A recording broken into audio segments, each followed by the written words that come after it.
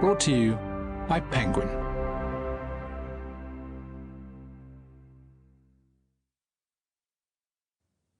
Paris After the Liberation, 1944 to 1949, by Antony Beevor and Artemis Cooper. Read by Sean Barrett. To Our Parents. Preface. Few countries love their liberators once the cheering dies away. They have to face the depressing reality of rebuilding their nation and their political system virtually from scratch. Meanwhile, black marketeers and gangsters thrive on the chaotic interregnum, which we now call regime change. This reinforces the sense of collective shame, just when people want to forget the humiliation of having had to survive by moral cowardice, whether under a dictatorship or under enemy occupation. So liberation creates the most awkward debt of all. It can never be paid off in a satisfactory way. Pride is a very prickly flower. So too is nationalism, as this post-liberation period in France shows only too well. Nobody was more prickly than General de Gaulle at the idea of slights from his Anglo-Saxon allies.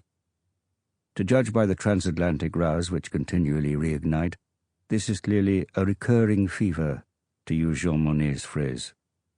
Yet in the post-war world, we were led to believe that the need for national identities would wither away. The Cold War suppressed most national problems within its international straitjacket. Then other developments, whether the United Nations, the European Union, or even the contentious process of globalization, pointed to a further fading of national consciousness.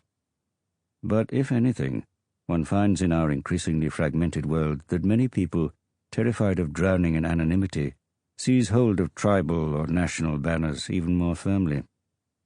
And the idealistic notion that international organizations can rise above national interests and intrigue has also proved to be a complete delusion.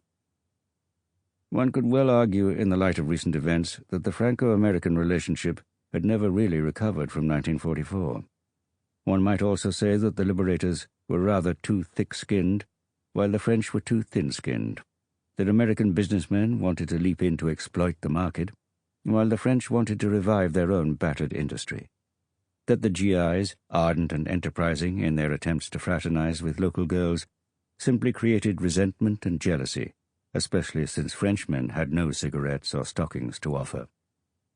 The clash of the free market with the moral rationing of war socialism was bound to provoke deep discontent, whether in matters of love or of food. Frenchmen, and above all French women, did not really blame the great film star Arletty for having a lover in the Luftwaffe. But they could not forgive her for staying with him in the Ritz, which meant that she had enjoyed access to the best food available when the rest of them went short.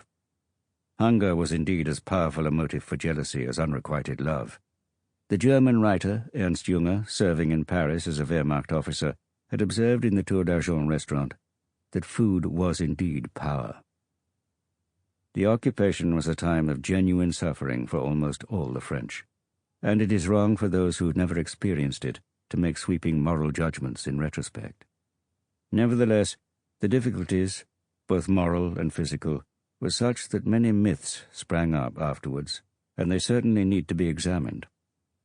General de Gaulle himself instinctively realized the need when he made perhaps the most emotional speech of his life from the balcony of the Hôtel de Ville in Paris on the 25th of August 1944, the day of its liberation.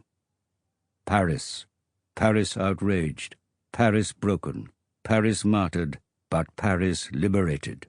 Liberated by herself, liberated by her people, with the help of the whole of France, that is to say, of La France combattante, the true France, eternal France. There was not the slightest mention of American or British help in the liberation. In the eyes of the Allies, this was a churlish and grotesque rewriting of history. Nevertheless, it was an inspired message, creating an image of national unity where none existed, and binding the sorely wounded pride of the country. Yet the people most put out by this speech were not the Allies, who had come to expect such Franco-centricity by then, but members of the resistance. They were dismayed by de Gaulle's deliberate attempt to praise them only as part of La France combattante, essentially the armed forces commanded by de Gaulle.